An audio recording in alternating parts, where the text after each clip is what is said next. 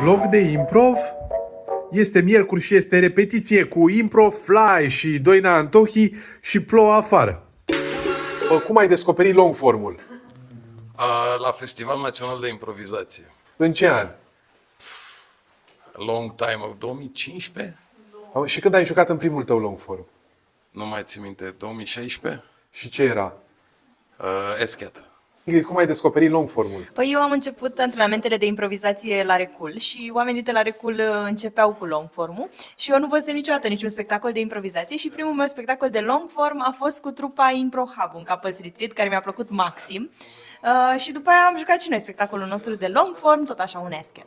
Ana, cum ai descoperit long formul? Habar n-am cum l-am descoperit, dar ideea e că m-am apucat de cursuri la Reculul Vechi.